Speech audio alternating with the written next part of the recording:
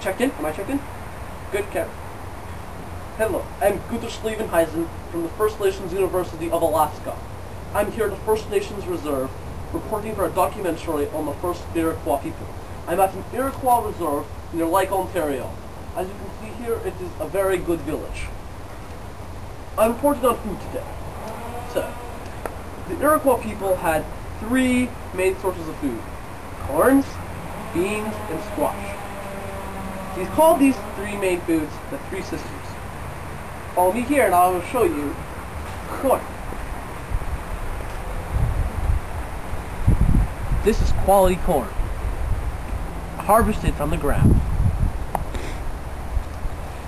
The Iroquois people hunted mainly deer and birds, and other animals, but the deer was their main hunting priority. Now, one of the skills that they did to catch the deer was they would put deer skin on themselves. There's a deer being... At First Nations, man, you just got a deer. Oh my gosh. As I was saying, as you can see, that First Nations boy right there has a deer skin over himself. I am just completely taken away. This is a historical event right here. Now, we just witnessed a Iroquois boy hunt a deer, and these Iroquois sure like their food. But when they don't have food and they're starving for food, they do something very puzzling. I was really puzzled when I first learned about this, and you probably might be too. As you come over this, on this fire, this burner, they would burn moccasins into soup. It's nice. They would also chew their clothing. Very strange. They would hide their food. They would hide their food by digging it underground and burying it.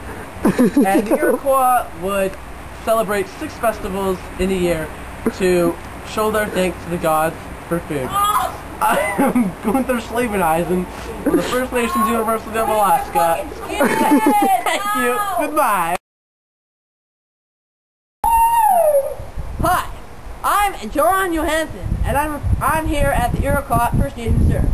If you're wondering why I'm wearing clothes like these, it's because the Iroquois have lended them to me for demonstration purposes.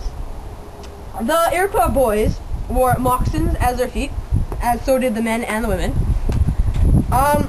Some men and boys wore capes too. Men and women also wore loincloths. Come this way and we'll go look at the Iroquois women. Ah, here's one now. Gardening. Oh, hello. Iroquois women would wear robes around them and skirts and had very natural hairy legs like men. They also wore lots of jewelry on them to show off their feminine side.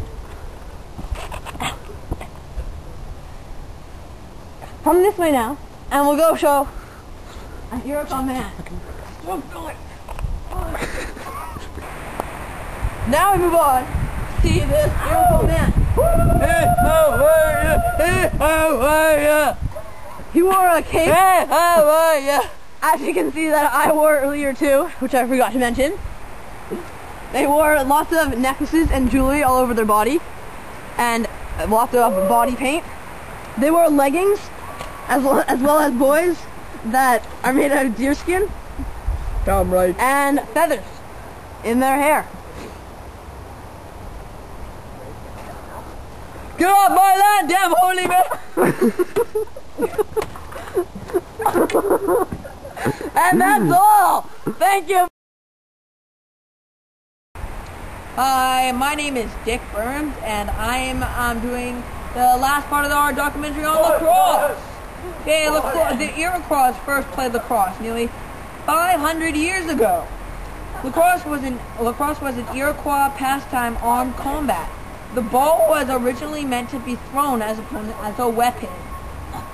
The word lacrosse comes from the native word Bagadawe, meaning they bump the hills, and in other languages, little brother of war. by the Iroquois tribe. Yep, lacrosse days would last for days, stopping at sunset, continue at the next sunrise. But there were no rules, and players did not wear any protective equipment, nor even shoes. Injuries to the players were severe and occurred often. As one French folklore described the game, almost everything short of murder is allowable. Some players of different times would even use 2 sticks, 1 in 2 hands. It was played to please the creator, their leader, whom was most likely united with the first 5 nations. Train young men for war and to settle disputes between tribes by playing lacrosse. The fields had no boundaries, and the goals were usually between 500 yards to a half a mile apart. Wow, that's big! Although sometimes they were several miles apart, the goals were usually marked by a single tree or a large rock, like that one. There were no limitations on the number of players on the team, and often there was many 1,000 players in a lacrosse game at the same time, and maybe even 500 per side. Lacrosse players, come here right now!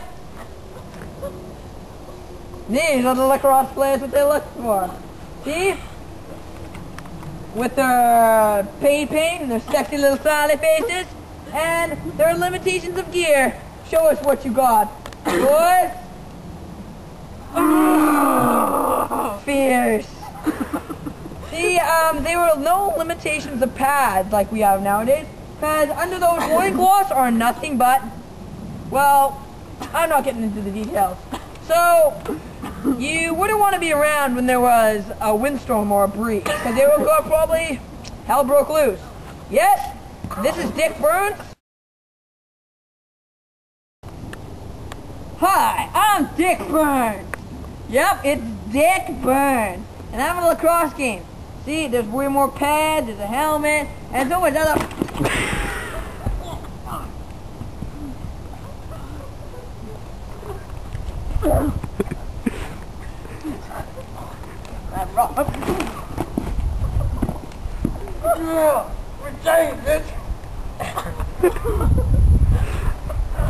This is Dick Burns and I'm out. Stupid up right there.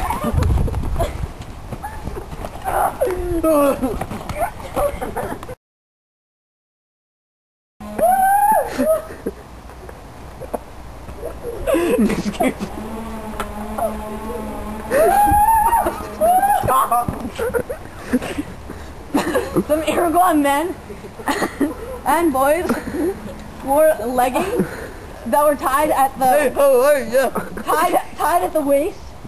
They also wore lots of body paint and jewelry. And they like that's all, folks. I'm John Johansson. See you later.